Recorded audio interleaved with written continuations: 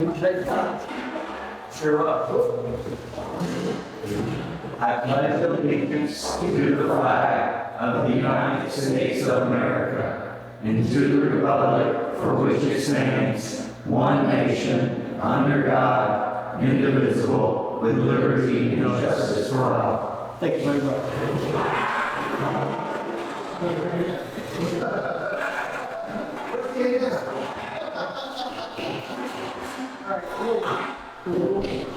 Okay, the rules is to be kind and courteous to your other people next to you, around you, and respect their words as well as yours, and I appreciate it very much.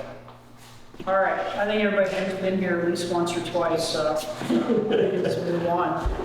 So we did have a commission meeting before last Monday, I guess. What's today's date? 16th, 17th. And there were quite a few items that were discussed in committee, so we're just going to run through those, give you an update, and then there's some things that are coming up in the future that we wanted to kind of poll you about regarding budget and where the commission is sitting or where the county's sitting, and then perhaps we ought to talk about, there is a cushion that we have right now, and do we have some ideas? Does the community have ideas of how that cushion should be managed? So that's not a topic on, I don't think, I haven't seen it on the agenda, but we'd like to discuss it with our residents up here to see what ideas you have. If we're sitting on a cushion, a lot of that's coming from growth.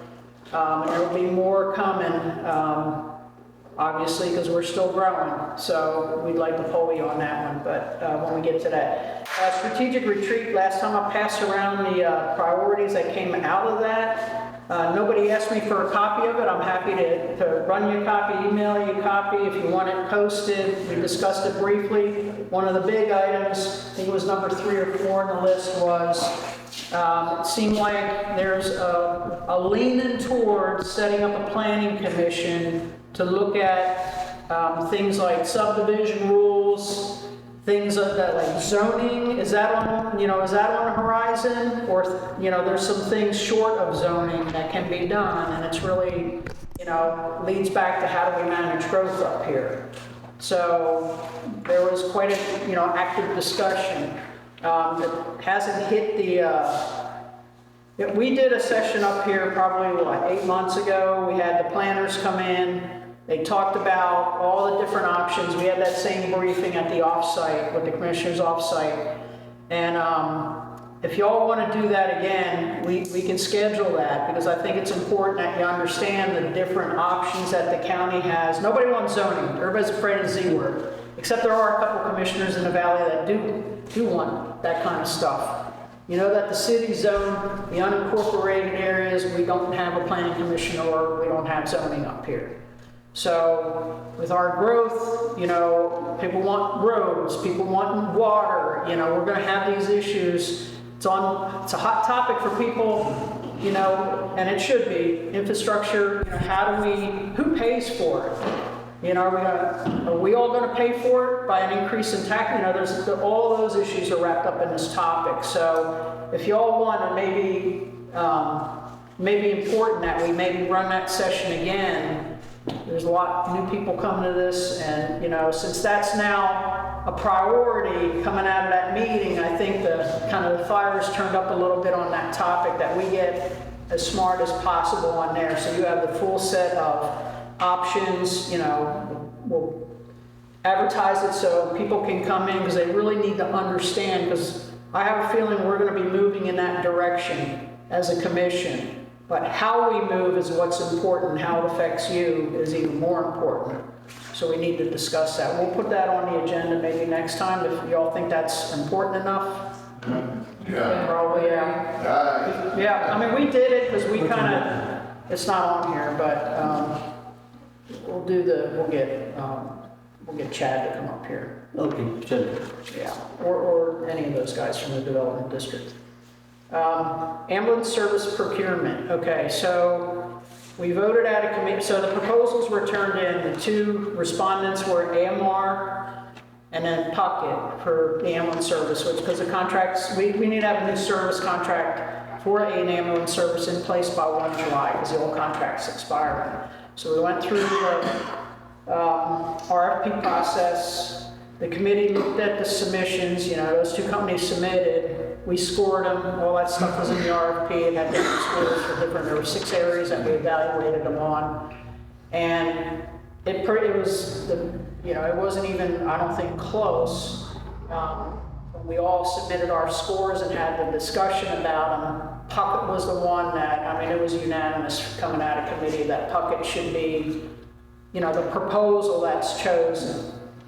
So that went to the commission floor after the committee met, and then the commission approved accepting Puckett's proposal.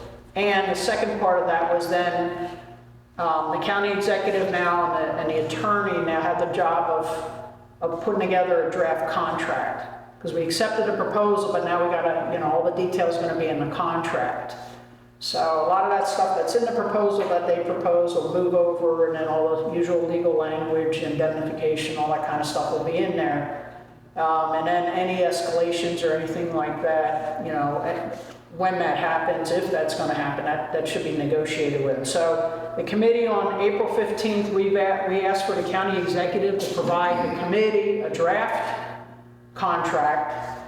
We're not going to do this the way the Erlanger thing happened. So the committee will get the draft contract. We'll look at it. We got a chance to ask questions, you know, mark it up, compare it to the old contract, compare it to the proposal, compare it to a best practice example that maybe we have from another county in Tennessee that did a really good job with their contract. And then, you know, we can mark it up, goes back to the county executive. On 1 May, I believe is the date, the committee will meet again to look at I guess the final draft, and then that's the commission meeting in May. We'll vote on, you know, is that a good contract or not, right? Will the commission accept that contract, or do we need to throw it back at the, you know, the county executive to, you know, or does there need to be further negotiation between the county and Puckett? So that's how this process looks like it's going to work. Yes, sir. As I recall previously, Puckett, we paid Puckett quite a bit of money Yes, for sir. having them have a service.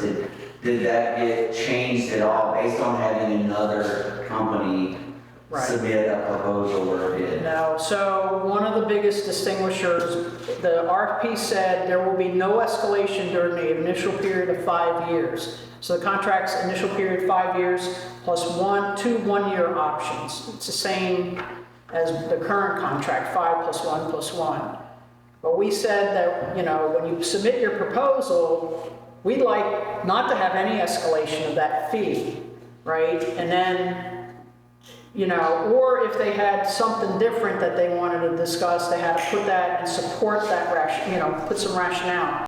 And that would stay the same for 5 years. Now, I know I did some additional research on that. I was like, that sounds like a lot of money. You know, why are we paying them? They're a for-profit company, you know, those kind of things. We discussed that here. There's a study that was done across the state of Tennessee here a few years ago, and they looked and they compared other counties. And I mean, it's first of all, it's mandated by law that we provide an ambulance service, right? So we got to do that by law. Every county has to do it.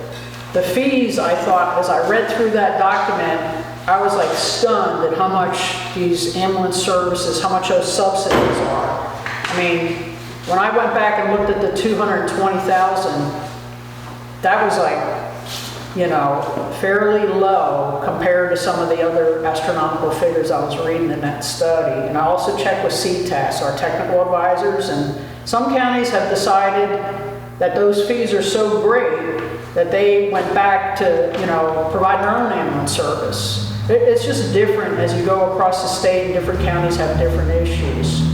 Here, we looked at that and said, they're not gonna escalate it from what it already is. There were some other things in there. They're supposed to be providing a report to the commission every month. I look back in the minutes, we had been doing that. I don't know why we don't get that report anymore, because it's like number of runs, you know, all that kind of stuff. So we made that very specific in the contract, or in the RFP, that, and the commission, you know, they have that report, But, you know, we're not getting it in the commission. And I think that needs to be visible to to the residents. Like, what are they doing, and, you know, to make that 220,000 and, you know, and to serve the county? Are they making their minimal, or their response times? You know, that kind of stuff. You know, how many runs are we making? What kind of service are we getting? Did they make, and then we had in there, like, they had to make their response times. There was penalties if they, you know, if their percentages, if they, you know, like 95%, if they were within like 95, I forget exactly what it was, but like 95 to 100%, you know, you just kind of, you know, that's where they're supposed to be, in that range. If it dropped below, there was another category, and I forget how many points. It's in the RP. Then there was a penalty, and the penalties got bigger. And then at the end, we could say, well, you're not giving us the service, we're going to terminate it. So, I mean, we had those stipulations in the RFP. And Puckett actually, their proposal was like 1,000 pages, if I remember correctly. So it was a lot of reading.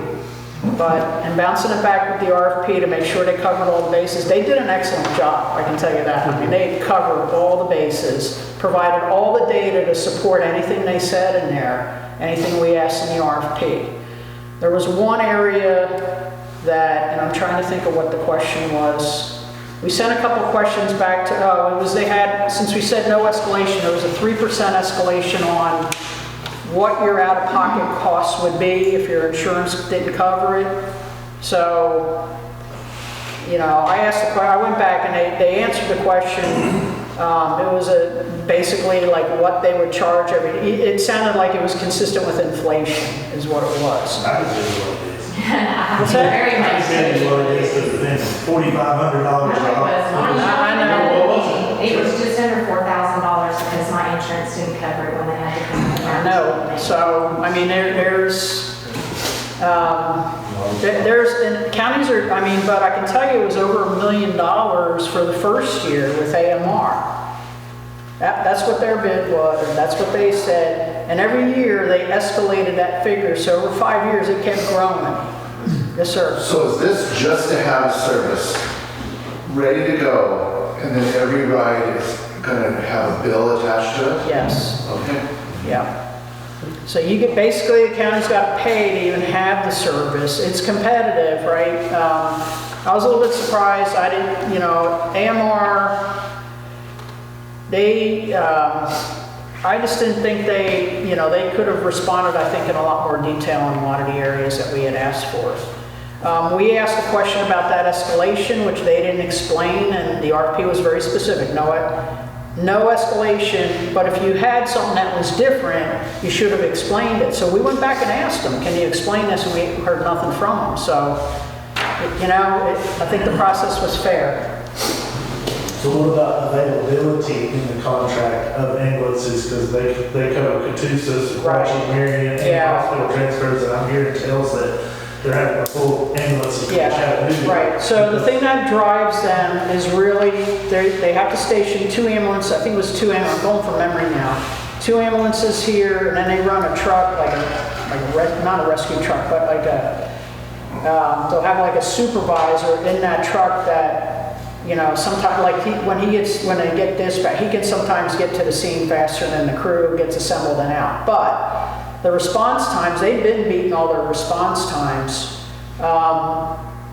They laid it out so, you know, they're still going to be in that same ambulance building.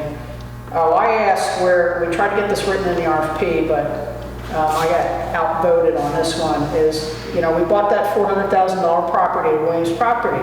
So I was like, why don't we put that in there and say, you know, because their cost proposal is they're going to sit there and they're going to look at the map and they're going to say, we're located our vehicles here, our operation here, and here's the response times that we can make based on the geography here. And we've got, you know, the mountains and the valley, so it is a little bit challenging.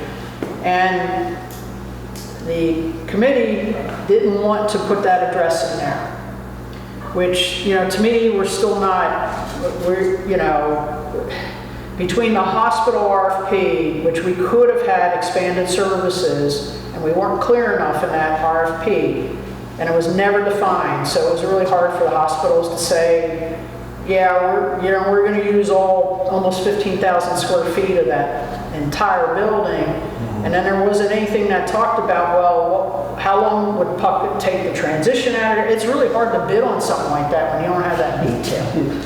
So, you know, to me, that property is still, you know, what I've heard is the county would have to, they did say that the county would have to provide them basically a building if they move. They said they're ready to move that property, but the county's going to have to provide them the term they use, basically the building. They have the house there, but it would probably need renovation. That's for the people, but then for the ambulances. So what's wrong with where they're at now? Nothing. Except, I think it limits, you know, you got the two contracts within about a year of each other. If you want expanded hospital services, they need more space, right? So, yeah, when you write the contracts, you've got to allow for that somewhere in there. So that's what I'm going to be looking for when I read, you know, whenever we get this draft. And we tried to write some of that in the RFP. They wouldn't budge on that other building. So when they proposed, you know, their proposal, I went in, I was the one that asked the question. It was like, you know, what is the location that you plan your cost proposal on? And then they said current, but if they had to move, they caveated that and said, well, you know, we would have to be provided not just the location, it was basically like a garage, right? They just stood there, I forget the word they used, but that's what it was. So, and then what wasn't discussed in there is, like right now, we got all the maintenance on that building. In their proposal, they said that they would pay for utilities. I believe the current contract, I think we're on the hook for most of that, if I remember correctly, but don't quote me on that. I'd have to go back and read it again. But we're taking care of all the maintenance on that building. And we're not going to charge them rent. They assume zero rent. Earlier, right? Well, no, this is Puckett. Okay, all right. So, you know, $220,000, don't charge us rent. And that's what they base that number on, but they weren't explicit in the proposal, so I think there's still negotiating room. And, you know, now everybody's going to see this video tomorrow, but that's I think, the important points. All right, that's way too much time on that topic. Anybody else? That's an important topic. It is. You got all in there last night. Budget surplus. Okay, so we're going to lay a bomb on you tonight. So there's a budget. We found out at the off-site meeting, commissioners off-site, that Hey, shut up. this room is horrible acoustics. I did have one question though, just turning things over in my brain as far as Puckett goes. So if we're actually sharing ambulances with, say, I never Marion answered that County and that question, stuff, do they pay them as well? Or are we, as Sequatchie County, paying that 220 and they're just... I don't know what they're paying them in other counties, you know, that may be a fair question to ask, but they go by I never answered your question, sorry, is they go by like how they're going to meet that response time. That's really their biggest driver, right? So that determines where, and then we said that we want a minimum of 2 ambulances, that's current contract, and then there are a bunch of other, you know, stipulations with training of the crew and that kind of stuff, but that was really, and left it up to them to tell us how they were going to run it. Now, they did, you know, they're going to basically provide the same ambulances. They had caveats in there that said, or we had some in there, like, if somebody's on a call, you know, they have to maintain that, they have to have a backup somewhere, so they may have to pull an ambulance from some other county. They have done that in the past. And that all makes sense. I mean, that's up to them to manage it.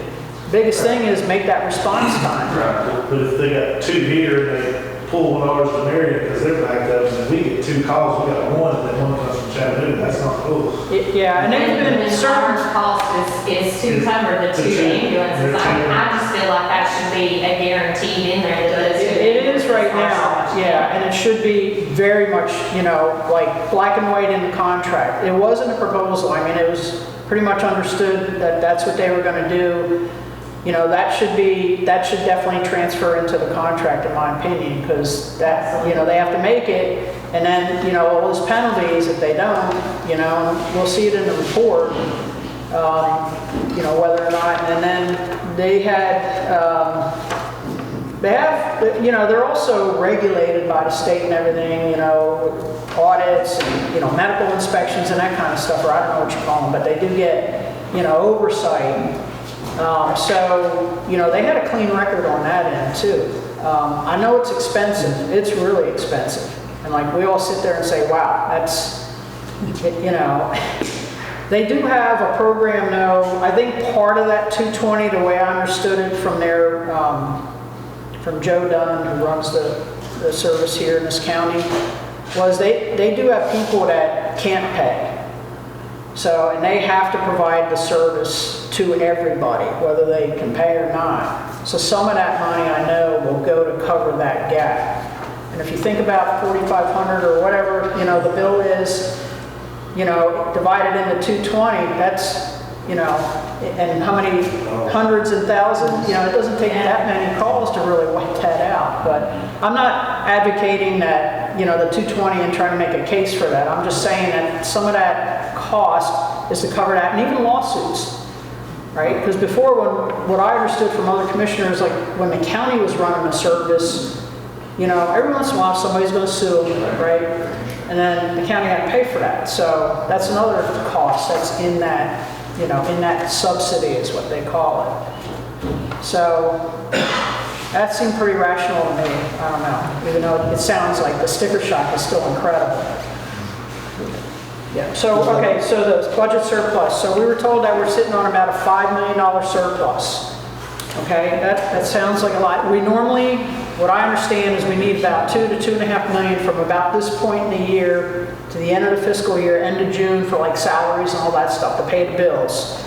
So if you look at that $2.5 to $3 million surplus, what are we going to do with that? Roads.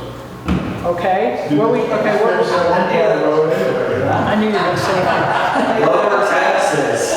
Lower taxes. That's not happening. Well, wait a minute.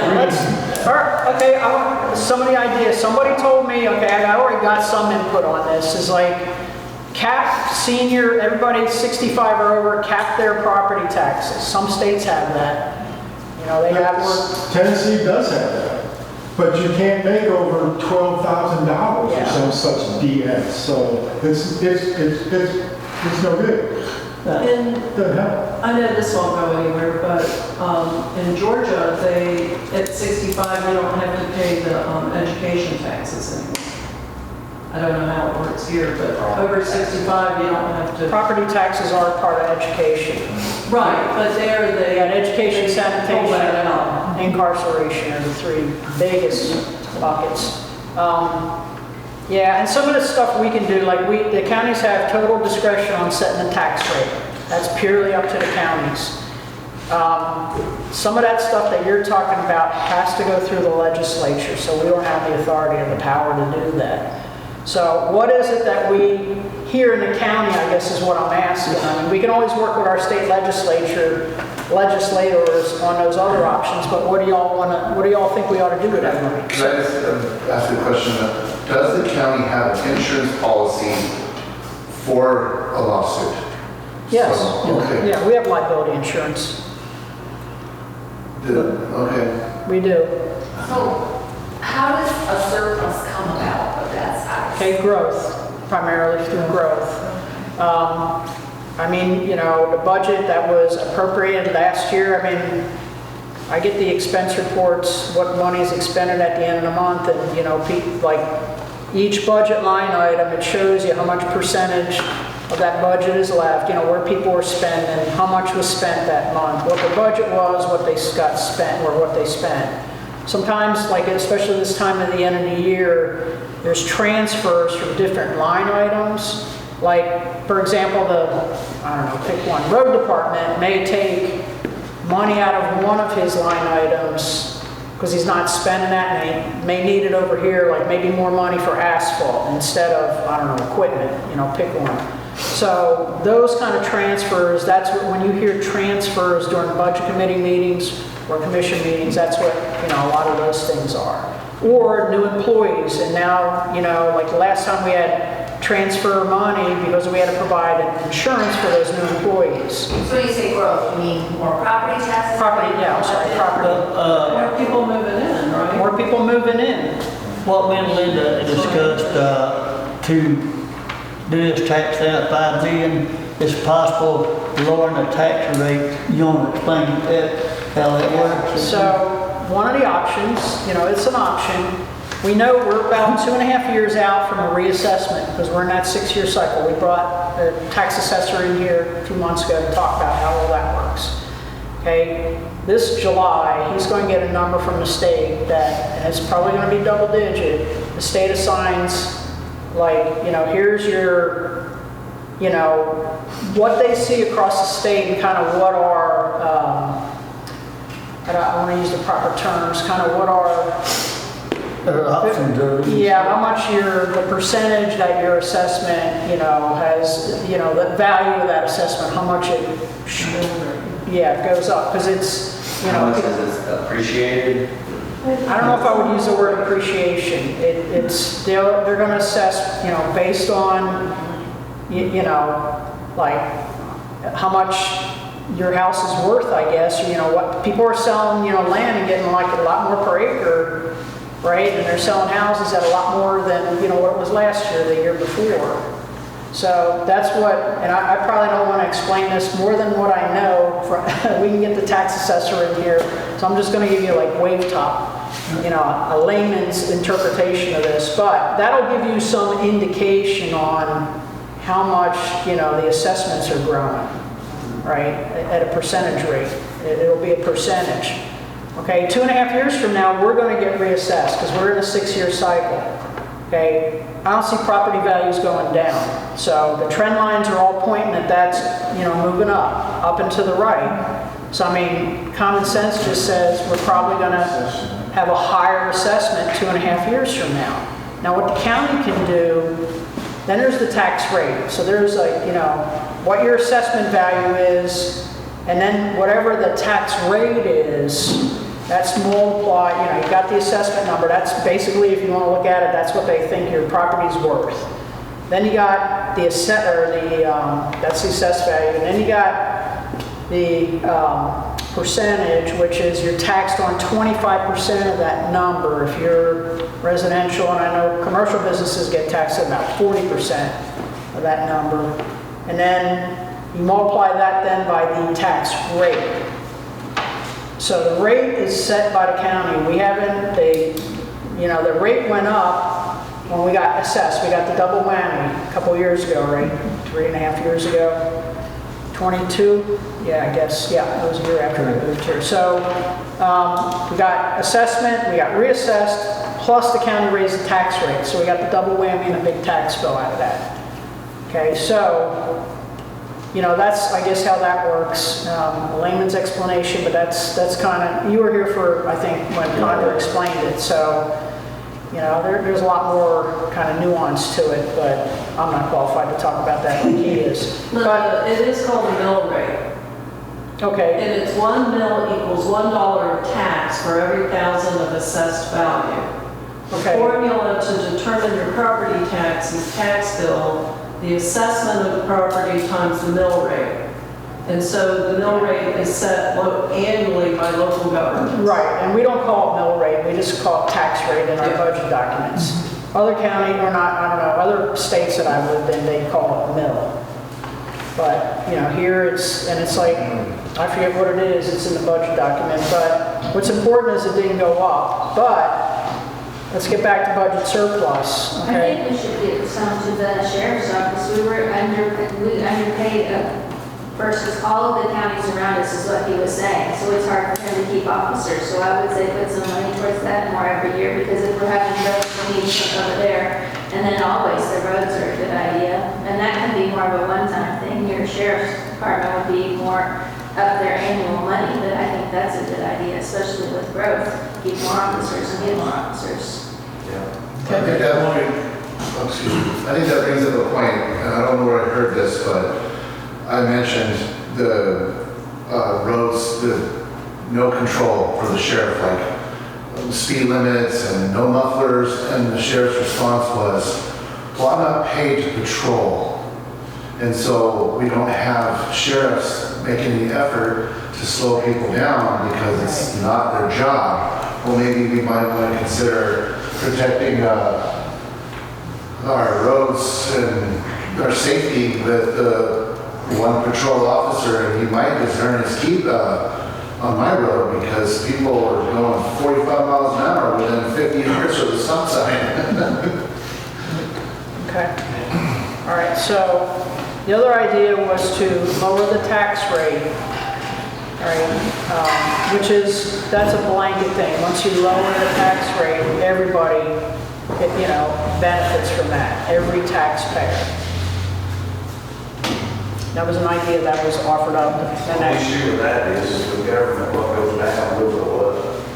No doubt, but But I like their idea though. I mean, if we have an ability to, our citizens, our senior citizens, if you had that ability to count theirs after they retire, so that way, because see what's happening is just to your point, that property values are climbing and climbing. Yeah, we're And taxing now people out of their homes. We're in a place now where your property tax could be, and I just use this, could be $500. And a lot sells right next to you, and they build a $1.5 million house. right. Then your property taxes are going to go up because their property taxes is. Not necessarily. They're going to do Their comps. property has just now went over 1.5 million, so that's going to increase your property value because of where you're at. But they're still going to run comps. They're not going to compare your, I don't know, let's say there's a, If they assess it, if you're sitting next to a $1 million, $5 million house, your property taxes will be.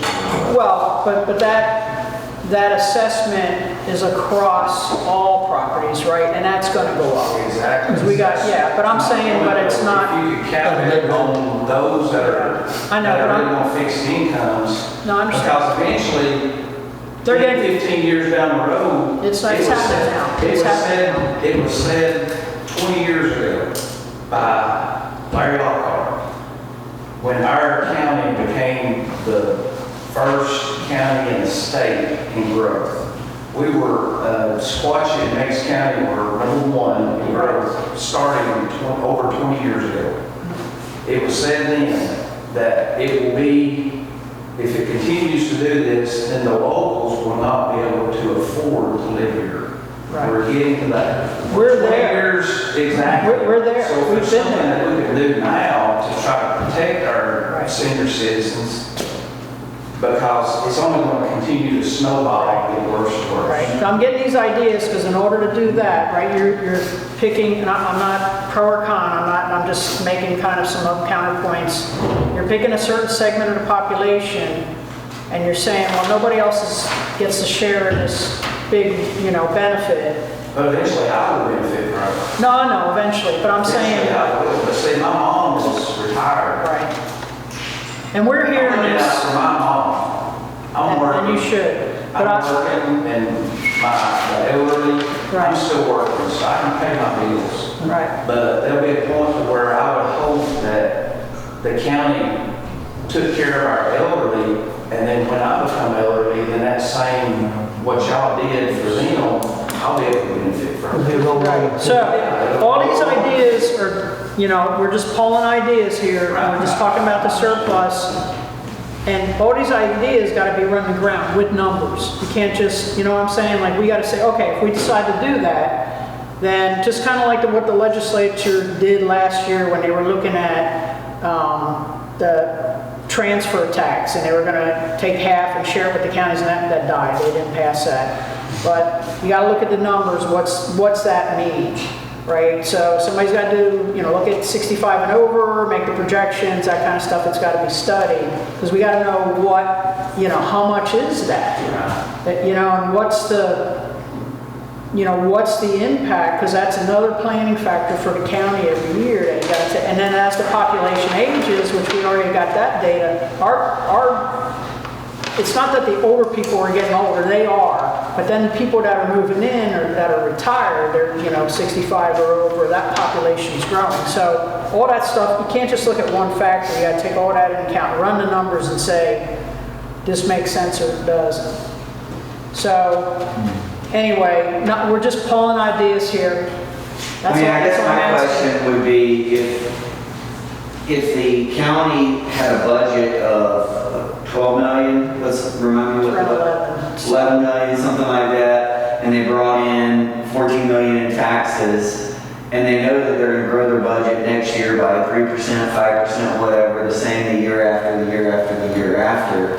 The easiest, simplest way is to reassess the mill rate to the new property values to be able to then only bring in closer to that, 11 million plus 5%, and then the same the year after.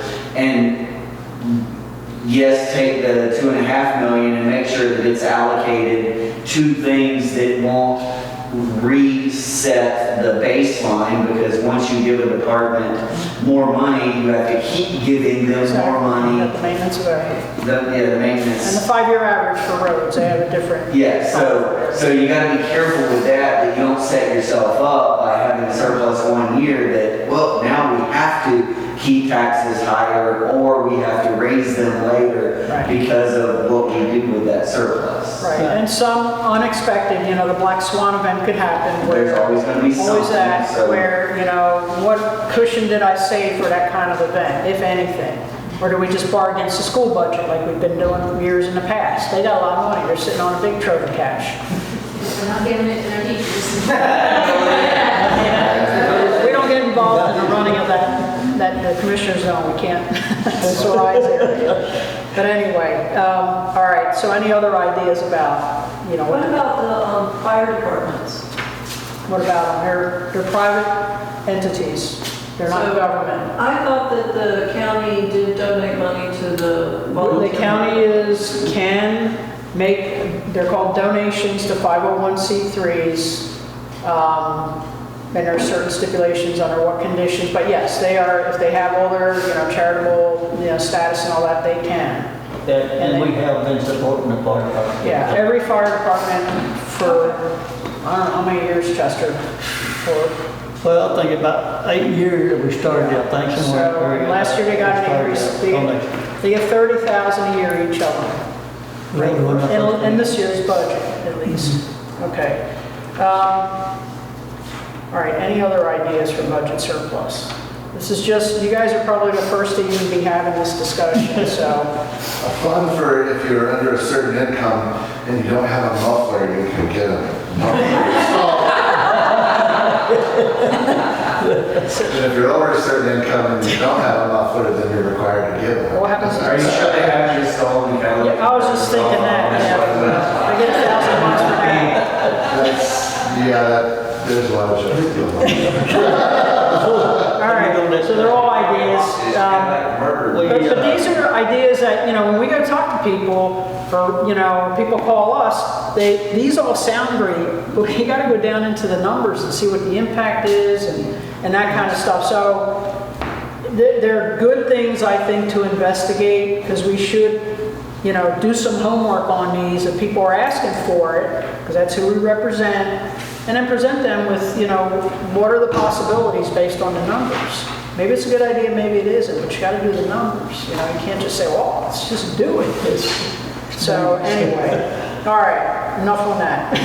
We're behind schedule. All right. Yeah, okay. Is this not okay? Floodplain board representation. I think last meeting we said, and we asked for during that whole floodplain when, we're looking at that resolution, they held those public meetings. We asked for representation up here because we're currently not on there. The old flood maps really didn't affect us up here. The new ones do. People that are living around creeks, they found out that they're in flood zone A, just over the hill here. You'd think that down in the valley, that's their topic. Well, it's definitely up here because they redrew the floodplain maps. They made the areas wider. Okay, so we asked for representation because we kind of figured that's what was going to happen. And we were told yes. So we asked at one of these meetings, anybody volunteer? We got a volunteer. We submitted that name, and we said, oh yeah, green light. Everybody's in agreement. County executive and the assessor. So then we go down there. I didn't hear anything. Been pinging on them. Is this thing real? Are we going to vote on this? Because okay, go back there, and it's like, well, there are bylaws, which I haven't seen yet, of this board saying there's only 5 members, and we only have 5 members. So right now, what I was told is we can put that individual on as an alternate. And I asked for the bylaws to be revisited because of flood maps are redrawn. You know, they were all based on the old policy or whatever you want to call it. But now everything's changed, so we need to revisit, I think, the bylaws. You can always change the bylaws. Now, there is a cost associated with board members, so, you know, again, it would be, you know, how much is that, you know, out of the county budget, because we're all going to pay for that. They do get some compensation when they sit on these boards. That board doesn't meet very often, but still, there is a budgeted cost to it. So anyway, that's where that is. We're going to continue to fight for full representation there. There's already people that are now just realizing that their part of their property is in the floodplain. And they're just now we're starting getting, you know, some queries now on it when, you know, we tried to tell people in advance. We got some language changed in there to be specific that board wasn't just, you know, planning, you know, it was floodplain specific. Like they couldn't just extend that to planning board, right, for the county. So anyway, that's probably enough on that topic. Okay, sanitation. Sanitation. Okay, on sanitation, we voted to do something to stop a lot of these people out of town. You run the business out of Chattanooga to us. So we voted to give that Sequatchie County residents, otherwise people in this district, in this area here, can put garbage in the recycling center and no one else can. So we tried to come up with a plan to do that. We started out with a green sticker 2 years ago. They never produced that. So now we went back to the last meeting and they come up with another plan. It's put cameras with tag readers, and we're still in limbo of how they are going to enforce it. And the workers on the sanitation should not be involved in done police work. You know, you got to, excuse me, here, stop there. But you have got to have ability as a police officer or something to cite a man for litter. I keep watching this individual when I take it, because of bill. And then, so anyhow, by that being said, I suggested for him to hire a litter officer at least 3 days a week to come around and rotate around and do this, to save this county 51 or it may be up to $60 a ton of garbage that we're paying for our tax money that we shouldn't be done. And a lot of the commercial adventures that come straight out of the county executive office. And I complain about that. So I think that's going to come to a pretty tight issue on how legal they are going to be on the cameras. So, well, they already voted to put the cameras in. But the people will have to speak for us whatever they want to do. If they love the cameras to watch them, fine. But I think that's an option we should have. They're doing a pilot program with Cable because a couple of us brought up issues like they're going to put in technology to read license plates. Then who looks at that data, you know, and pulls out the violators, right? You need something that's not going to happen on its own. You say that? That's right. Had it generated on videos. I get that, but you know, we buy, you know, they voted to buy the cameras. And then, okay, that piece wasn't in there. You know, that's another cost, right? You can use AI, there's a bunch of different methods. You can get this, you know, somebody in there part-time to watch or whatever, circulate. Because I don't think you guys have the time. You don't see every single... No, you're not. So, you know, that wasn't part of the cost. So how can you vote on something when you don't know what the full cost is? A couple of us brought it up and they said, well, that's going to get determined in the pilot project. That's kind of crazy. You should plan that in before... You gotta make sure the cost is worth it. Well, exactly. If you're, what'd you say, 300 grand a year is what we're spending on trash? Is that what they said? No. Was it 7 to 6? No. Chester, what is it for a tipper? It's like over $50 a ton. It's over 51 and 55 the last As a whole county, what are we spending and what are the cameras gonna cost and the cost for... Right, you're gonna get the ROI. Yeah. Here's what I suggested. So we voted no on that. that, because we didn't see that, we thought they needed to do more homework on it. Yeah, but even on his, sorry, Chester, even on his note of, you know, let AI run it and snap a picture and send it in the mail, they'll never pay it. Because every Yeah, how day do you on enforce Facebook, people talk about the That's a cameras that they cost. put up in the school zone on the Hamilton Right. County side. Well, you don't have to pay that. They can't do anything to you. There's no punishment behind it. And like when we first moved here, we were here for almost a month before we got our tax swapped over, you know, we went down, that lady looked at me really funny when I was up there, handling the county tax. And, so that would be a factor too. Yeah. I was. So, you know, they said, well, the pilot's gonna take care of that. To me, it's like you run a pilot, but you already got a plan, right? And the pilot kind of fleshes out, you know, like when you start operating the system, but you already had a plan to start with, not, well, we'll build the plan by running a pilot. 'Cause, Where are they buying the cameras from? I don't know. Jeff Mackey, the young commissioner in Sequatchie County. But my issue was, the reason I've always known on this, I look at safety for my constituents. The liability, probability of having a lawsuit. Michael probably knows when you go to dumpster where you pull out and hold that deep. If anybody walking in Palm breaks their neck. The thing there is, I fit for 4 years to get new recycling stuff in there, me and Linda did, because we was having bottles fall out in the middle of the road, just would go through the windshield, kill somebody. So I continue to look for stuff to protect your interest as your employee and not as your commissioner. So we should take care of stuff like that before we start buying a camera. Amen.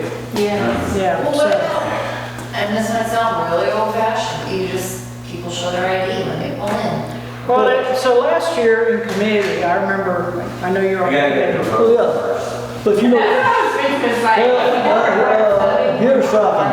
I've worked this recycling over about 3 or 4 years. Yes, And sir. I can tell you just about who comes in. I can tell you her name or not her name or face or whatever. But I can tell you if you're from here or not. And in our few trips over there, I can tell you exactly if it's home, good litter or other. You know, that's what your worker's supposed to be able to do. That's what the stickers were supposed to do. I was gonna say in the committee, because I remember hearing you guys talk about this last year when it came up. I think it was last year, maybe the year before. Yeah, last year we had it, yeah. Yeah, so it came up in committee and they were gonna put stickers in place. And that's what got voted out of committee positively. They got voted saying, yeah, we want the stickers. When the cameras came up, somebody, it may have been you, raised it, is there a legal issue, you know, with privacy, you know, there were a couple issues. So I know they didn't vote on the security cameras because they were supposed to go through some homework.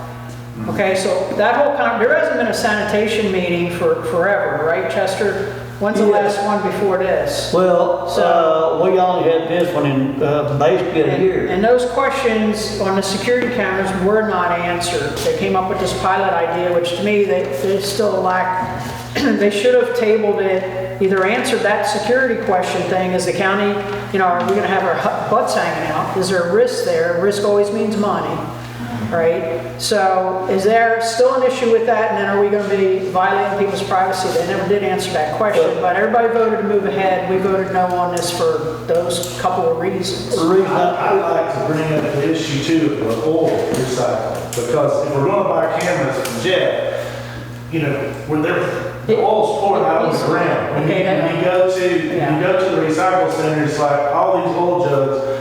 What's the use of putting it in there if it's pouring on the ground? Go down to the city and look at the oil jug. Look at the one over at Chester's. They're rotten. It's useless to go to it. They're open, it's raining out, and then you got the one down in the city here, and you got a big 18-wheeler that they put tires in, a big trailer down there.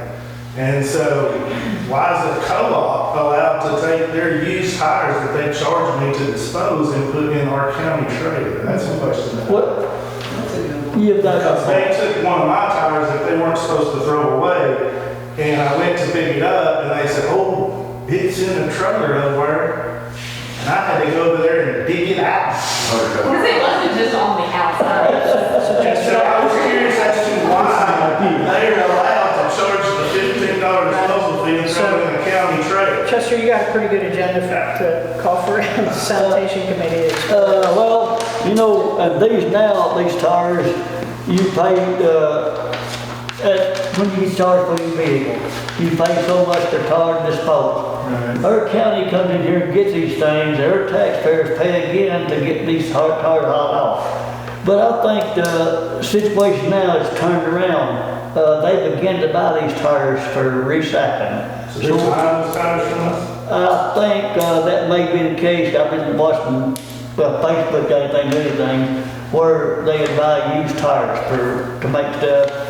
They even do asphalt on highways or something like that. I don't understand it all, but. I mean, I know Barry Campbell doesn't throw his in there, but. Well, co-op does. we had a headache with that one. We bought a new vehicle, a brand new trailer from R.W. Johnson. We put about a little over $100-something thousand in a trailer and truck. And they hauled one load of tires, and we ain't seen that trailer and truck since in Sequatchie County. So our tires are going. We gotta move on. So So I think Chester committed to bringing these issues up and asking for these to be brought up in the next sanitation committee meeting. Okay. Which we should have pretty soon, and it's not waiting here. Go back to the point, even with the stickers or even with the cameras and AI sending the bill, it's actually toothless. I mean, Right. you're not, even if Yeah, I'm those- there with having Colorado tags and I don't have a sticker, the employees is not gonna put themselves. Right, so there's a lot of issues. Yeah, well, there's a lot of issues. We're not ready for prime time, right? This requires more One homework. more minute. You know, I talked to the attorney, and he said it could very well be legal for the camera system to do this. That's why I know what it's kind of done to start with. But you know, we have a lot of issues about the Vietnam veterans, the veteran store veterans. If a veteran comes in over and throws garbage in my dumpster, I will never say no to him. And you know, some older person's crippled. Don't look for Mr. Shell say no. I will not do it. But you know, and we also have our tourism out here on the mountain. All these people come in all over the world. Now, wouldn't it be nice to maybe tell them they keep those garbage in their dumpster? See, I'm standing a lot in hard trouble. So what it sounds like, and we lack this, you know, in many other areas of the county, is we need a policy, right? And we need to, you know, work through these issues and come up with a policy. And then enforcement is, you know, how do we enforce it? Because it makes no sense. How about you charge people to dump their garbage? If you're county That's all. resident, you don't have to Right, pay. that's all, that all has to be, you know, taken back into committee. They need to look at all these things, right? It's not as simple, oh, we'll just put up cameras. Right, It's right. crazy. You know, before, I remember the figure was $50,000 to take all the refuse centers or all the dumps and put those cameras. I don't know what it is this year, but I remember that figure being thrown out. So, and Jeff Mackey's not, you know, it's not being, my understanding is he's, you know, recommending, I guess, the technology. He's using his personal time to install it for that pilot that they're doing. So, And what's the budget per year to throw away all the trash? I thought I heard $300,000 in the meeting. no, it's more than that. Well, we also get government grants. And you know, that is something that kind of bothers me about saying, Michael here, him, and one can't throw his garbage here. You know, they could be a liability to the worker or even the county on just how federal funds. I can look that up, but I don't have it at the top of my head. It's a few million. It is. You can go, we need to get off this topic, but you can go to the comptroller's website, look up Sequatchie County budget for this fiscal year, and you'll see, you can go in there and look at any of this information. It's on the website there. And it's a big budget, it's like over 60 pages, so I'm not gonna make you a copy. I usually have my copy, I forgot to bring it tonight, and last meeting I forgot it. Budget committee, food insecurity grant is a grant that we got a while ago, and they're spending it on the food bank. There's still some money left over, they're, you know, looking at how to spend their money. This was to buy a vehicle, is what they spent this on it. We voted, there's still some money left, they're looking at some stainless steel shelving, I think, and then that money will run out. It's just something like 20 grand will be left over. Charitable nonprofit policy status, we've talked about that forever here.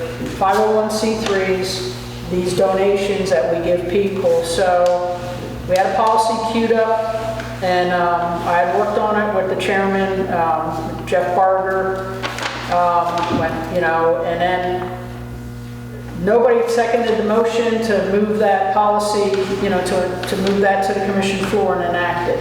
So here we are getting into the budget year, and we still don't have policy on, how that's going to work. There's a lot of money that gets donated. I think I remember the figure 360,000 plus Sequatchie Haven came in with another 100,000, so it's a lot of money. Okay, we need to do it right. We need to follow the law. So that's what the policy really said, and it also had some procedure in there so people know how it works. Who do you submit it to? What are the dates? There's an application. It's not real complicated. People were saying, oh, it's going to be such a burden on some of the fire departments. It's a 3-page application. I mean, name, organization, what's your mission, how much money are you asking for, what are you going to do with the money? I mean, that's kind of a real, there's a couple other questions in there to make sure that they're not double dipping with other grants it's common sense stuff. So evidently they don't want it. Do we want to continue to use the good old boy network in the way we make these decisions? Accountability issue. It is an accountability issue, and again, we say this all the time. Our biggest job as commissioners is to be good stewards of taxpayer dollars here in the county. So we're always going to look at things like risk to the county, which that means risk to the taxpayer, which always is going to equate to some kind of, how much more money do we need or that kind of stuff. So that's the way we think about it. That's the way we vote. So Linda, you're asking for a legal requirement for... There's already the law. We're asking for, what's the county's policy? You basically follow the law. We want them to follow the policy, and then there's what's the procedure if somebody wants to do it, because people got to know, right? You apply for a grant, what's the timeline? When do I have to apply by? Simple application, and then there's accountability, because the committee gets these and says, they're a certified 501c3, all the paperwork's up to date. They have their charitable statuses, they're paying they're sending in their forms, their 990 forms at the end of the year, like they're required to do, and all that paperwork's straight. Some of these, we pointed out last year that some of these organizations don't have that stuff, so they're not eligible, period, by the law. That's all we're asking, is to codify that and put a little procedure in there, and then a very simple application. That's all it was. They don't want to go there. There was another so-called checklist that was presented at the meeting. We didn't have it in our packet, so when you get presented something and you're sitting there in committee and you got 45 minutes to cover a host of issues, you're not going to have time. So that's another problem we're having is the committees should, if there's somebody else that has another idea, submit the paperwork so we can read it ahead of time. Submit your idea, your policy or whatever you want to call it. We can compare, then we discuss, and then we converge on what should it be. Well, we're not working that way. So. But it seems like there would be federal implications as far as a county that is giving taxpayer money to an unqualified charitable donation that's not legally bound by that 501(c)(3). Well, that's where we run into the big problem in county. Well, the federal would be, are they following the IRS guidelines for reporting, like tax reporting? There are tax forms for that. And are they, do they have their status? And largely that status is, you can lose your status for obvious things like fraud or whatever. Mm-hmm. But the biggest reason is you're not keeping up with your paperwork, right? Like you lose after 3 years, what's the community saying? If you're not reporting for 3 years, you're going to automatically fall off that charitable list. So you no longer have that status. Okay, that means there are implications, because if you're still taking donation money and you're not reporting it, oh yeah, that's like if you're a business and you're pulling in, monies and you're not reporting, yes, there's penalties for that. That I think is the federal side. What the county can do is not give them money. I don't think we can press that federal issue. That's between the organization and the IRS, but we can say you're not compliant with the rules, so we're not going to give you any money. Real quick, how common is it that somebody comes as a charitable organization and asks for money and gets it? It's We- not a certified. Well, it was only raised this year because this district, took a hard look at it and said, looked up so many organizations in the database, but, sometimes that database is a little dated. They put a date on there that, we've got everybody's paperwork through like May and we posted it, and it may be like July or August. Some of the organizations, they don't necessarily go with the county budget year, like when they're reporting and when they have to submit that tax form, it's not necessarily, doesn't match our fiscal year or even sometimes end of calendar year. They're gonna have, and we don't always see that in there. But if you had a policy that said, show me that paperwork, they would have to produce it. You wouldn't have to go in the IRS database and look it up.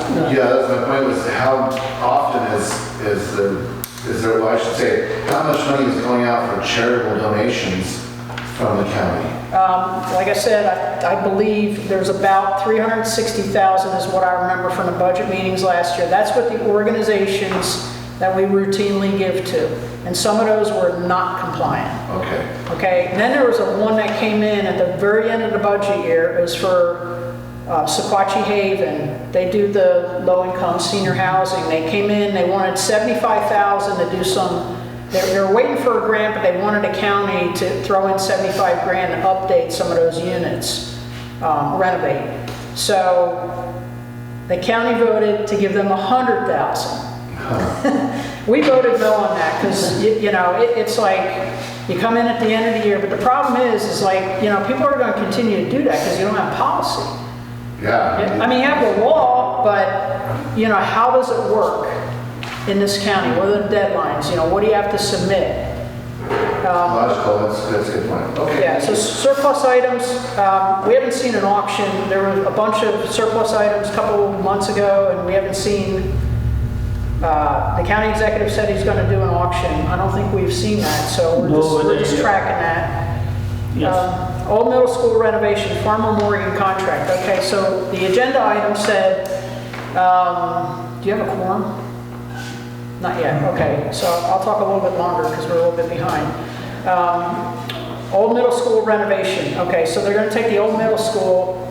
It's got a lot, it's a really old building, so it does need work. So this was a grant. It's a $2 million grant. We got it back in '24. Originally it was federal money that was, given out during COVID. And we're just now getting to this part where, we've hired an architect and it's Farmer Morgan. In our packets, it basically said that we were going to vote on the contract with that organization. There was no contract in our packet, none. What we got was a high-level project description, okay? And what caught my eye in that thing, it kind of talked about money, and the county's got an 11% match, so another $222,200, besides the $2 million is what the cost is.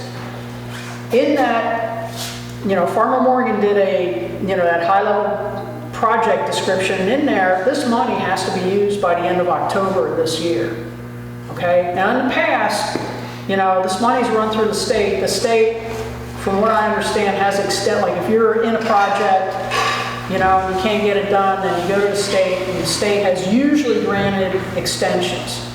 But you can't count on that. You don't know what's going to happen. Like this year, they may say, no, we can't do it this year for whatever reason, right? So that's and in that project description, Farmer Morgan put, when they had dates, it put unrealistic or something like to that effect in there, that it's unrealistic, we're going to get this done by the end of October. So the questions were, what happens if the state, if you start spending money and you can't get the construction part done? What happens? Are the taxpayers going to be on the hook to finish that project, or are you just going to quit with a half-done project? What are you going to do? Nobody really, there was a good tap dance that was done by the company, but, and then I got the contract finally a couple days ago, and I'm reading it, and it's just, I have more questions now than I did at the meeting about that contract. So the rest of it, it got voted to go ahead and move forward out of committee. I voted no, because again, there was no contract to even review, to even ask the, look at it and say, what does this mean, what does this mean? So the only thing that I could go by was the high-level project description. What caught my eye is Farmer Morgan said that, it was unrealistic that the project's gonna get done by October. I asked if they had a milestone chart to show us. No, that hasn't been done yet. I mean, that's like one of the first things you do. So, here it is, we're getting into April, and there's that, that's a pretty significant sized project. Yes, ma'am. So if they're unable to complete the project by the end of October, our money is still going to be committed to whatever they've done to that point, or are they going to need additional funds? They might. The county is betting, okay? They're betting, and to me, this is the risk. They're betting that if the project isn't done, that the state's going to extend the timeline. Now, what I read, kind of glanced through that contract, it doesn't guarantee that, there was a contingency for, and it was, I think it was like 50,000 for it, like if material costs go up, right? Because they could. There was no contingency for like change orders. That's crazy with the work that they were doing. I mean, you always have change orders, and that's where a lot of money gets, So all that stuff to me was like way too risky without actually reading the contract and actually having those questions answered. But they went ahead and voted it in. So. What interest rate they charge on the interest rate?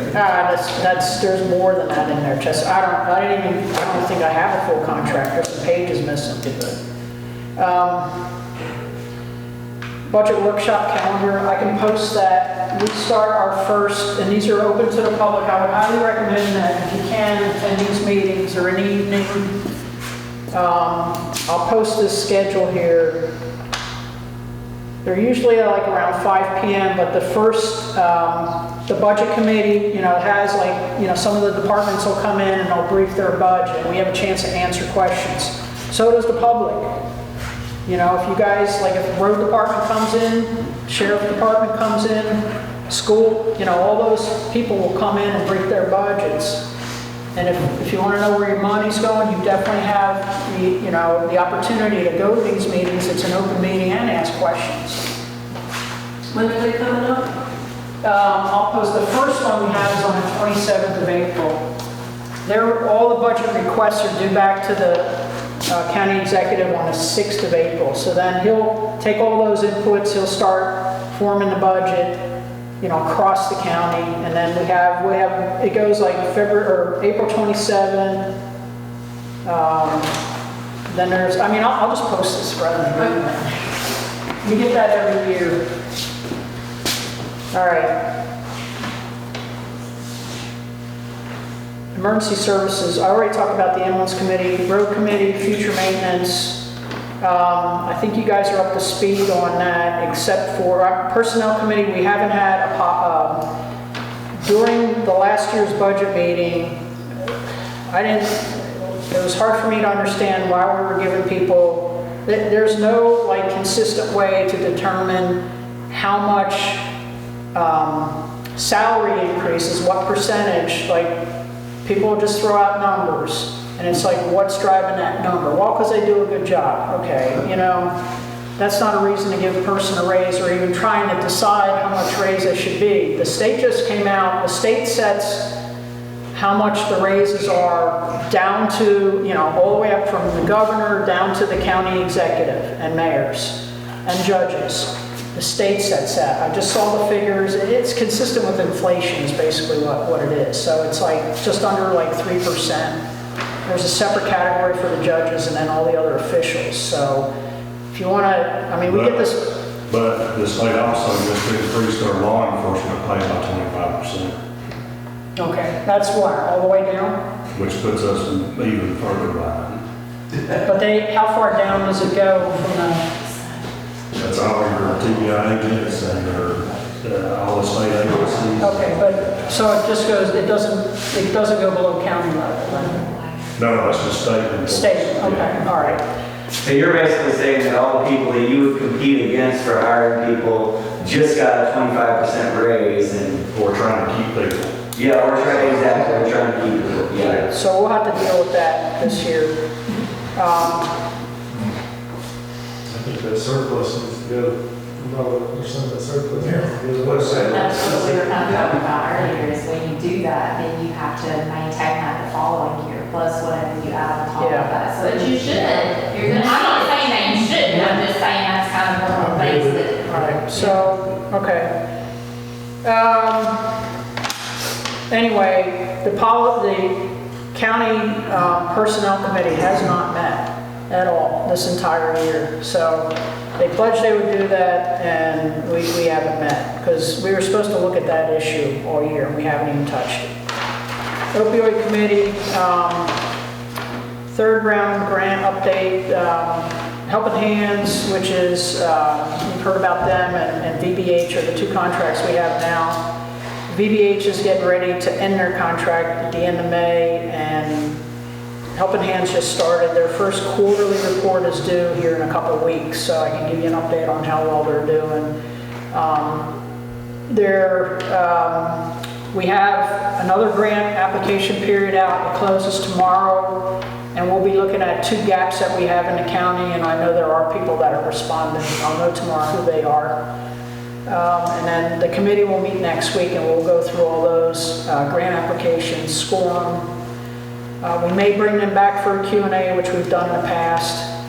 And then we will bring this to, we'll decide, what we want to do with those, make a recommendation to the commission during the May meeting of, who we recommend to accept or not, and then how much money we would need.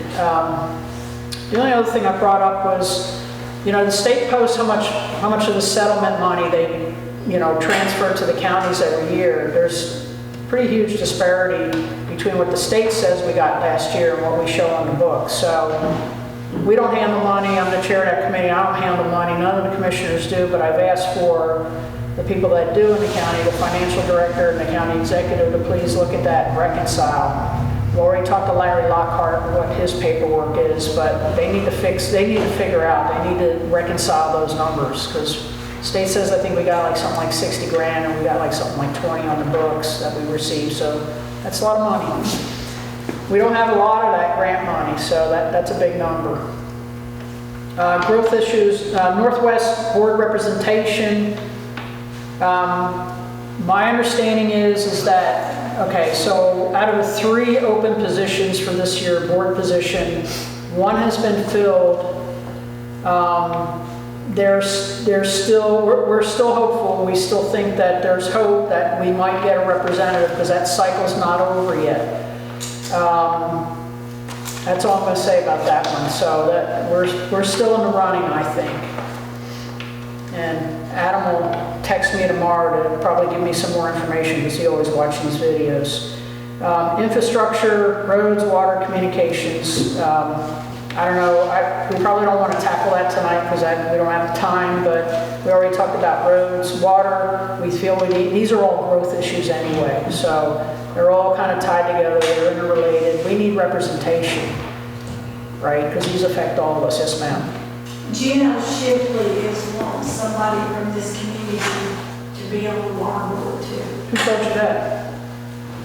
Gino. Gino. Well, he's an important player because he's a commissioner on Hamilton County. He didn't get his guy in last year, and... State grant. Well, they asked me to recommend somebody from the community. We already have resumes that we're in, and we have been working that issue for the last 2 years with the county executive. Okay, well, he just said, this was just last week. Okay. He said he was, Can you, would it help to share with her the name of those 2 people as a managing community? Yeah, I mean, we asked for volunteers. Last year, we had 3 names that went in. This year, Travis was left over from last year because we didn't get selected. And there's a Rob Whalen volunteered this year. So, and then, whatever Keith may have sent them with resumes when, they... maybe they don't have the resumes. No, they had the resumes. Did Northwest or whoever's over it? Northwest gets it. We went to the meeting, or I went to the meeting to support, a bunch of people from the community. They still think this is an issue. Went to one of those board meetings. They discussed, they basically said that we are represented by somebody from Hamilton County that doesn't live in this county, lives down the road, and we argued that that's not representation because they're not really familiar with our side of the mountains issues. So anyway, what do you know? I mean, what is it that we're... Well, that, because he asked me if I would, and I told him no, I wouldn't have time. Okay.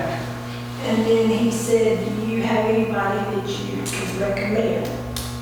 Or do you know anybody that would? And I told him, I'll bring it up, but I didn't know, just offhand. Okay. All right. Well, I still think we're in the running. If it kind of depends, they have the person by the bylaws right now is a Hamilton County mayor that makes a decision on those lists that he gets sent from Northwest. There's 3 positions open, they get 3 lists, 3 names each. The first one was rejected. And they put the same 3 names of existing board members just in different order on all 3 of those lists. So one of those lists got, rejected. So they can't use those same names. Hamilton County, or not Hamilton County, the water board went out, and my understanding is they put an ad in the paper, is what I was told by Adam, and they asked for more resumes. We weren't privy to that information, which we should have been. Right? We should have been notified that they're wanting more resumes so we can announce, another round and see if anybody else was interested here. We weren't informed about that. They went in, some Hamilton County, I don't know, who reads that up here? Maybe some people do, but that's not the best way to advertise it, but they're going by their bylaws are very Hamilton County focused. They serve Bledsoe, Sequatchie, and Hamilton. The board is all Hamilton County members. Okay, we don't feel that we are being represented. It's not a dead issue, we're still moving forward with this. I was curious too, when they won't come to remove all their silt fence that's still here on the Yeah. road. I know, it's still there. That's on. So- Colors We're all wrong. and the rock. We have to give him. Yeah, so I mean, I that, got some nice ones on my property. I thought dump them in a certain spot, but I hadn't done that yet. It's very nice. all right, the last topic, I guess, is, I know we're way over time, but, we did this community planning meeting, which was pretty well attended in January, and it enabled us to set some, look at the goals from last year, see what was accomplished, and, kind of basically resetting goals or coming up with new ones and then prioritizing them. Goals are great, but you need to have a plan or the goals never get done.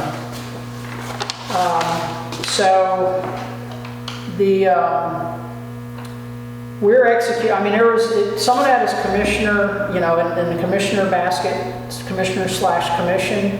Some of that was a lot of it was actually community. So, now with the reorganized, whatever, community center, they're taking, they had some of those goals that were in their basket. We're thinking that a quarterly meeting, and the first one should be end of April, we ought to be reporting back to y'all what's going on to show progress. So I don't know what y'all think about that. Otherwise, we're going to come together again next January and you'll get an annual report, but we won't know what's happening in the middle. A lot of things can change too in the interim, so it's a dynamic process. I mean, we could do this, we can just post what the progress is, or we can have a meeting about it, whatever y'all want to do. So you're proposing a meeting for an update on, Community planning, it's not a commissioner thing, so there are some things that the commissioner would have to look at, but then some of those goals, there were more, just community focused that the commission really doesn't have any plan other than advocating and supporting, but. is that a county meeting or a meeting here? Meeting here, it's a community, Lewis Chapel meeting, sorry. So that's addressing the emergency tower, road, sanitation, water, and power on your agenda. No, that's the running list of issues that we are tracking with the commission, because those are all, you know, the tower, that's still an issue for the Emergency Services Committee. We didn't get an update on that. So where is the list from the planning meeting? I'm not sure where to see that. There's actually a YouTube video of it. It was really quite interesting to watch. I would vote for having, even if it's like a biannual or, you know, not necessarily quarter, but I think we should give it an attempt and see what kind of turnout we have and if You think quarterly is too much? feedback. Yeah, quarterly might be too much. I mean, you can try quarterly and Okay. if, you know, All right. go from there. Yeah, that last one was right after a snowstorm and, Yeah, I know. yeah, We postponed it though, I know. because we missed the snowstorm, but then we had like, it was like black ice or something a little bit more. It wasn't that bad, but side roads were not. I know. We didn't ice skate here, but it was not the best day. No, I agree. January's probably, I mean, that's always such an iffy month with weather. All right, we'll try it quarterly. I mean, if nothing, You can start with quarterly and if you can always move it out to By monthly or seasonal or whatever. whatever, yeah. all right. All right, so we'll get with the community center, since a lot of those things were on them, and talk to them. I know that both of us are moving out on some things, but it's not necessarily coordinated right now, or, you know, we need to look at the goals and say, okay, you know, we did prioritize them and say, and just track them. Otherwise, you know, you don't know where we're at on these things. Okay. Are you guys still having a meeting? No. Okay, that's why I'm talking so much, but Bill, do you have anything for your update? Okay, Don't believe Facebook. what's that? Don't believe Facebook.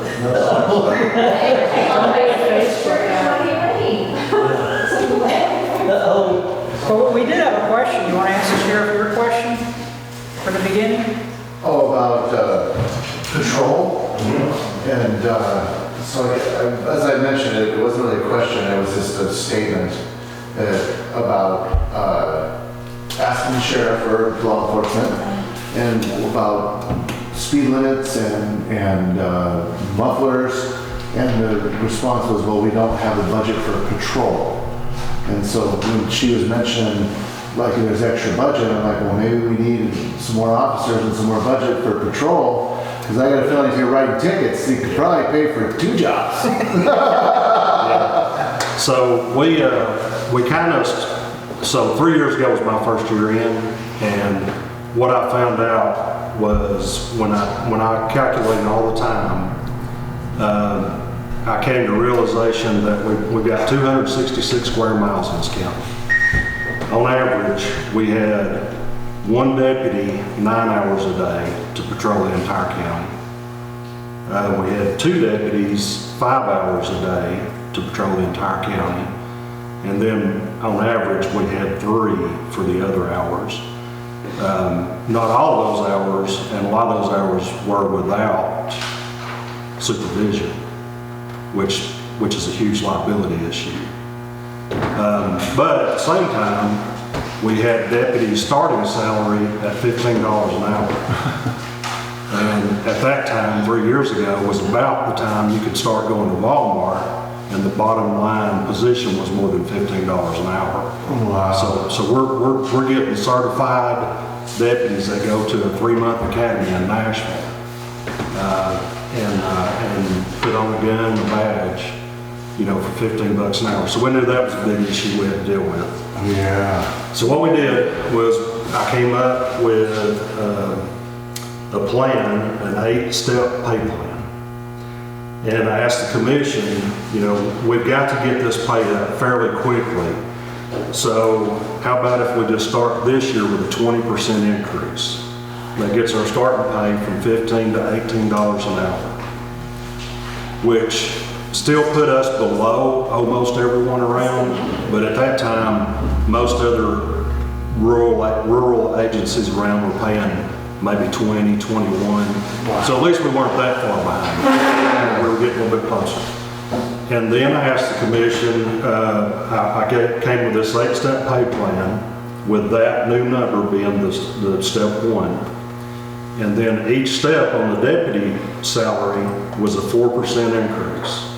And I asked the commission, let's commit until we can catch up with agencies around us to go one step and another step each year. So that's an 8% compound increase. And the commission has done that there's been 2 years since then. The commission's done it both years. We're still in the bottom of the barrel, but we're at least in the barrel with the other agencies around us. Problem is, over the last 3 years since we've been working on this, is like I say, the state is, actually they did last year, I think I misspoke on that. They did a lot of their increase last year with a lot of their law enforcement agencies, and they're doing 25% for a lot of their agencies that didn't get the huge bumps, but got pretty good bumps last year.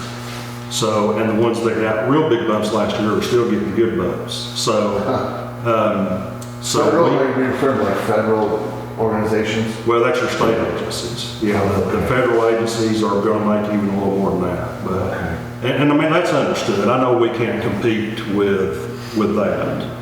But we have to be able to compete with the Bledsoe County and the Marion County and, you know, the counties around us. And like I say, we're still in the bottom of the barrel, but we're in there with them. And we're still working on it, and we're trying to do it as financially responsibly as we can by doing this jump each year, which is more than what most people are getting.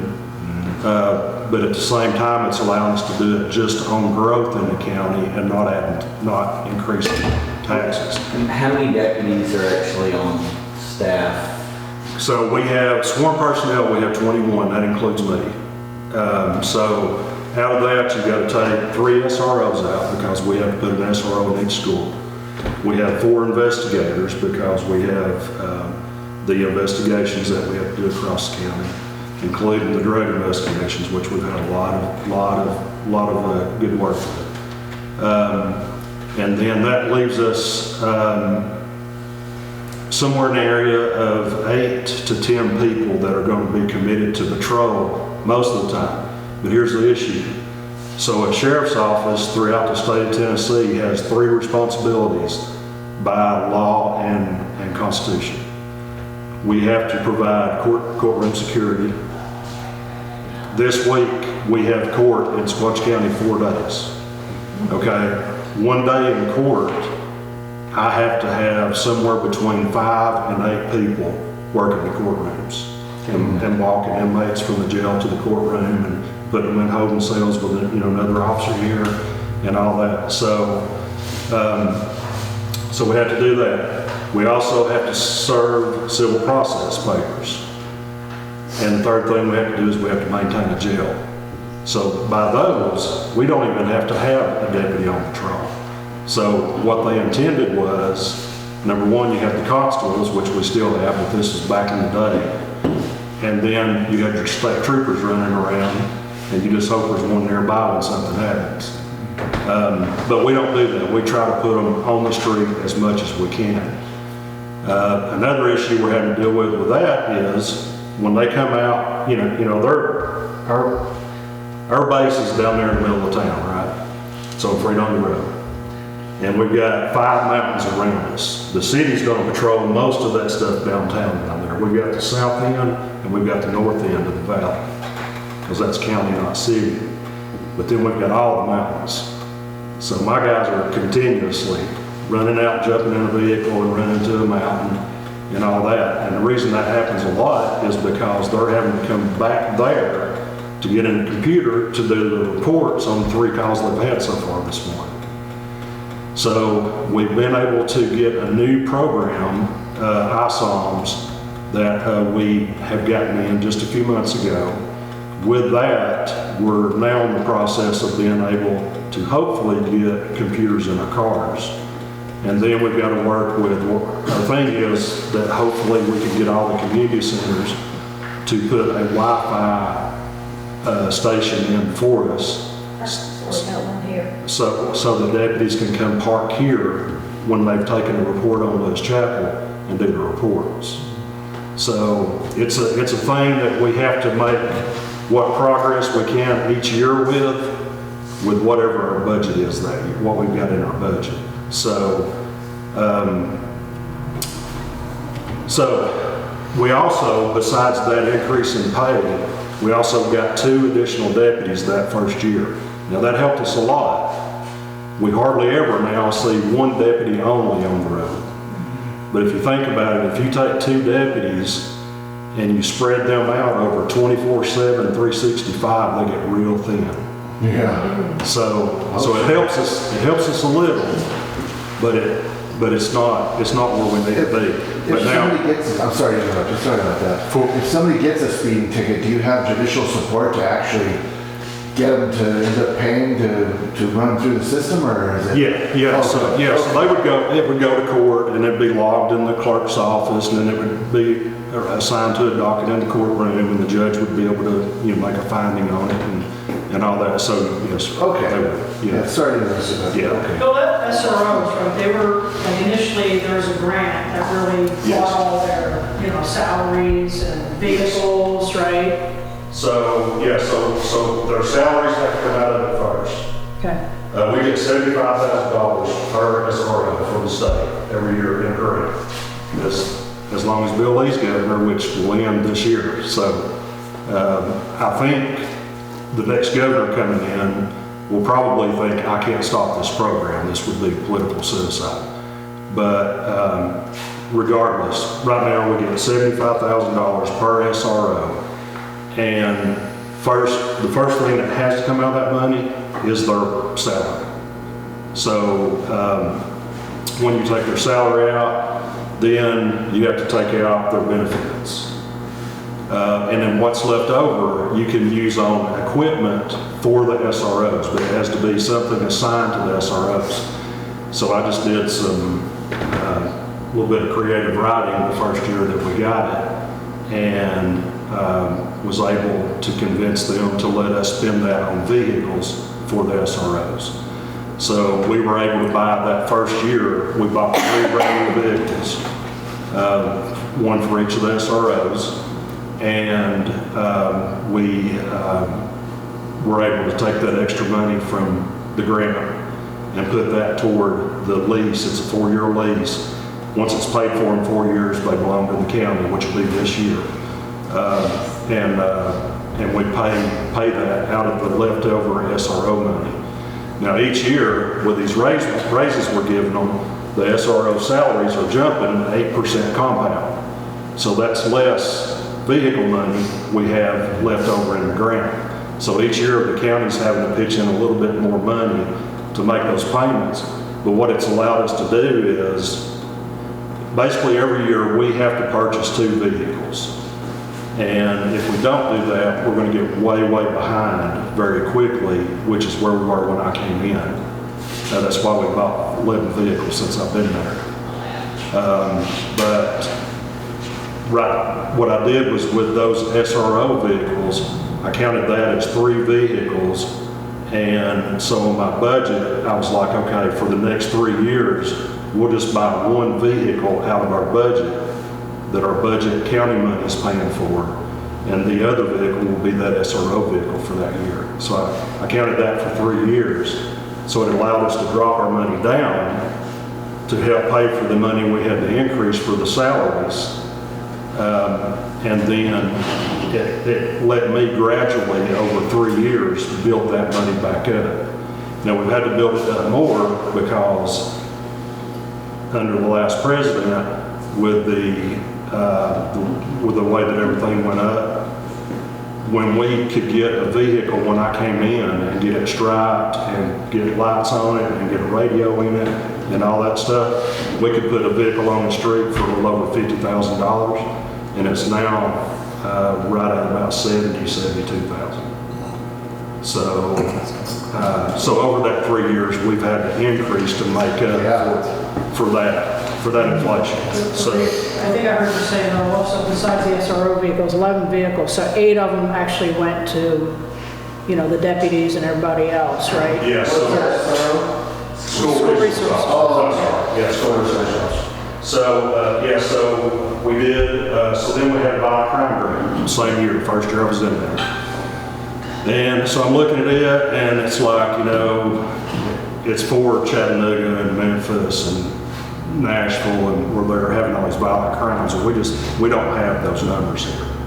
So I couldn't justify Sequatchie County getting violent crime grant just under violent crimes, but so I started researching because I knew, having worked homicide for 22 years in Chattanooga, I knew that most of that is drug related. And I knew that we had a drug issue here in Sequatchie County. So I did my little creative writing thing again. Yeah. And I said, okay, you know, this is what we're dealing with drugs here in Sequatchie County. We've made this bust and this bust and this bust. And I know from all of these events that drugs are tied to violent crime. So to keep us from being one of those cities, Yeah. we're asking for a percentage of this grant, and it was granted to us. So we were able to take that money and buy our K-9 vehicle that we now have. So we got the vehicle paid for out of the grant, plus we had money left over for $4,000 plus to send our guys and gals to narcotic schools over the next 2 years. And then we teamed up with Project K-9 Hero in Whitwell Mountain, and they gave us a donation of $12,300 to pay for a new dog, and the training for that dog and for our deputy. So we got the vehicle, the dog, and the training for $0 county dollars. Very nice. Bill, you know, he asked a question about, you know, monitoring, patrolling. Yeah. That you didn't answer, that you told us that you was not on patrol, here in another meeting. But, you know, we're talking about money, going to a budget. You say I said we were not going to patrol that here? Yes, you did. That's a lie, Chester. You did this on video. You said you didn't patrol, you wasn't going for a patrol. No, I've never said we would. I've seen them come through. Yeah, Well, that's a lie. Go ahead. well, Mr. Phillips, you said you didn't have the money to patrol. You told me plain that you didn't have the money for it. You also told me you didn't have money for this and that. We had a budget set for you. We abided by your monies to up your pay on deputies. And Mr. Phillips, if you need money, you could come back in the commission and ask us for money. We would assist you with that. Oh, I come every year and ask for money. Huh? I come every year and ask for money. Did you get it? I'll Did you get it? I'll be there next month. Did you get it? Yeah.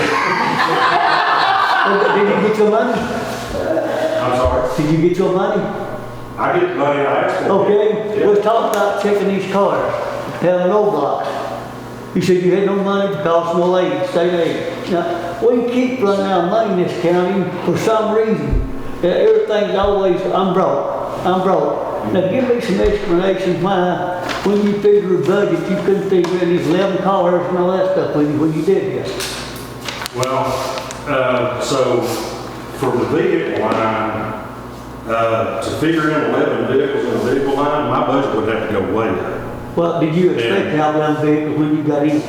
I'm sorry. Was you expecting 11 vehicles when you got in office? Oh, I was expecting to figure out how many vehicles I needed and try to get them the best way I can. That's exactly what we've done. And we've done a really good job. Couldn't we have rotated them vehicles and buy some state to make those new cars last, you know, as rotation? I thought we'd get that plan together long before you came in, that our cars would be bought in rotation to keep having them all wore out in 1 year, Bill. That's what I was thinking. Yeah, that's what I said. We have to plan on buying 2 vehicles every year in our budget. Because if we don't, we're gonna fall way Well, behind. that's what I'm talking about, you know, with rotation. Now, you're right on that. Yeah. But you know, that's what I was trying to do to help the taxpayers and things will work out better.